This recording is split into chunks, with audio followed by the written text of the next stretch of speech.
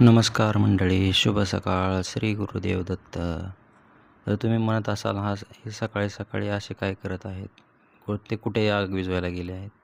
तर नाही, हे आपल्या शेतामध्ये जे घेवड्याचे वेल होते ते सर्व आपण खाली काढून टाकलेले आहेत आणि त्यांना असं पेटवून देत आहोत, म्हणजे जेणेकरून त्या बेडवरचे मल्चिंग पेपरही जळेल आणि त्यावरचा पालापाचोळाही सगळा जळून जाईल.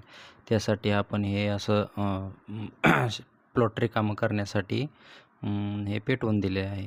त्यानंतर आम्ही घरी येऊन अशा पद्धतीने खत भरण्यास सुरुवात केली, कारण आपल्याला घेवड्याचा प्लॉट लावायचा होता. त्यासाठी आपल्याला खत लागणार होते. त्यासाठी आपण हे ट्रॉली खताने भरत आहोत.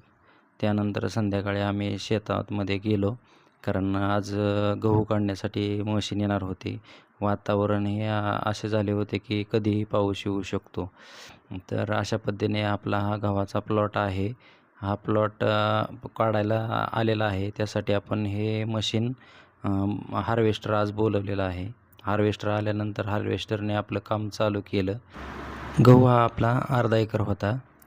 असं वाटलं की एक 10 ते 15 मिनटातच हार्वेस्ट करून होईल, पण तसं अजिबात झालं नाही.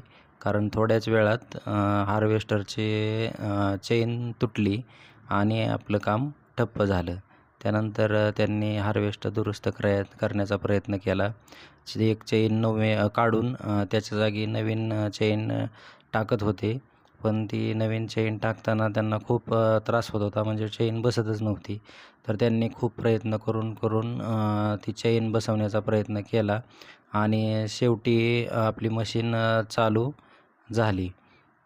त्यानंतर मशीनने एकदम फास्टमध्ये आपलं काम चालू केलं. वातावरण हे पावसाचं होत असल्यामुळे आपला गहू हा काढून घेणे महत्त्वाचे होते. त्या पद्धतीने हार्वेस्टरने आपला गहू काढण्यास सुरुवात केली. तसंच आपल्या शेजारी, म्हणजे आमच्या चुलत्यांचाही गहू अशाच हार्वेस्टरने काढायचा होता. त्यानंतर आपल्या शेतातलं हार्वेस्ट करून झाल्यानंतर हार्वेस्टर चुलत्यांच्या शेतामध्ये जाणार होता. तर अशा पद्धतीने आपला गहू हार्वेस्ट करून झाला आणि आपण जिथं कागद हातरला होता त्या कागदावरती गहू ओतण्यास सुरुवात झाली. तर आपल्याला अर्धा एकरामध्ये असा गहू, म्हणजेच इतका गहू असा झालेला आहे. तर मित्रांनो, आमचे व्हिडिओ तुम्हाला कसे वाटत आहेत ते आम्हाला कमेंटमध्ये नक्की सांगा. आमच्या व्हिडिओला लाईक करा, शेअर करा, सबस्क्राईब करा. धन्यवाद.